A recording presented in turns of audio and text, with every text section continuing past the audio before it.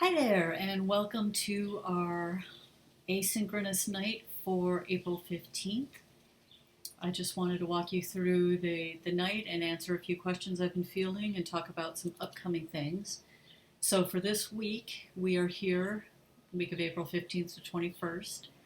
And just so you know, tonight is due the classroom management plan with the article. It should be the review like 1 to 2 pages max. If you did it longer, don't worry about it, but I don't want it real long, but do look at APA formatting. If you need help with that, let me know. I have a rough draft of a paper I'm working on that's in APA format, so I can send that to you if you need it. Study Guide 3 is due next week, and remember there's that part that has you read a fluency article, and the articles on fluency are in this folder that says resources and articles, and it's the first thing here. So you are going to read an article different than the one your partner reads and then trade information about that. The rest of Study Guide 3 is independent.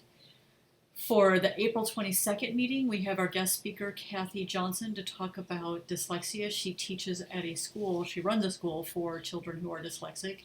So part of your work for tonight, or for this week, is to read about dyslexia, learn some background information, and then post a question for her. I'll get to that in a minute. Finally, here is the link for the Zoom room. I'm going to be using Zoom from now on just because it's so much easier.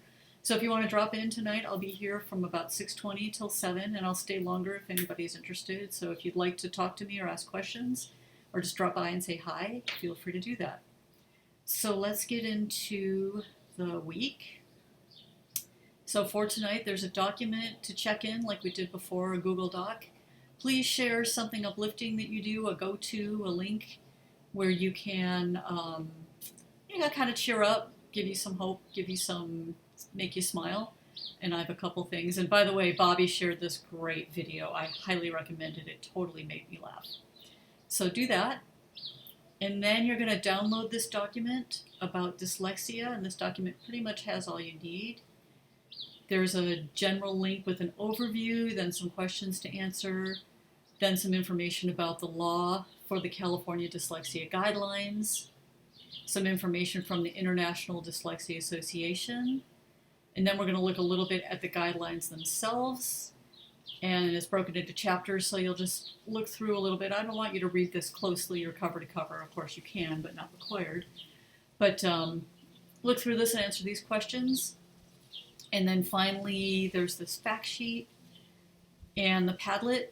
And this Padlet is for you to post a question for our speaker next week. And this Padlet is also going to be joined by Dr. Bouchard's class. They're also going to be posting questions.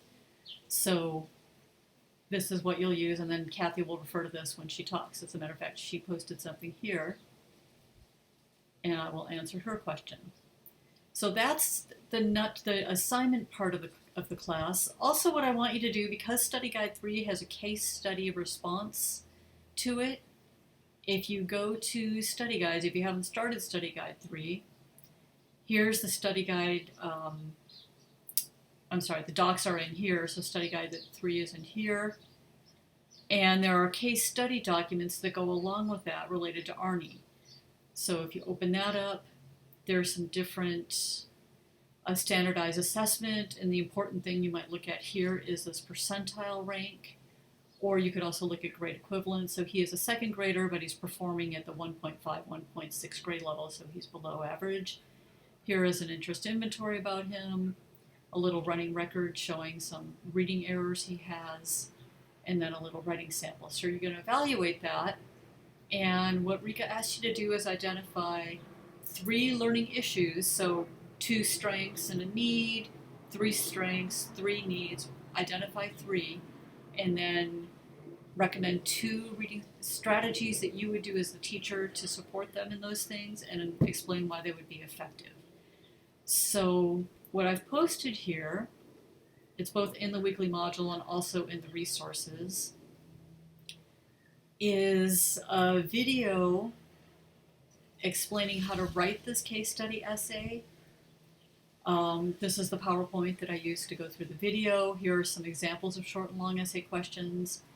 ABCDs of writing essays by an excellent author, Peter Gallagher, who talks about writing, and then actual, the full-on RICA practice exam.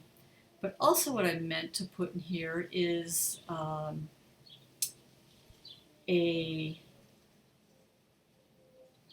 where is it?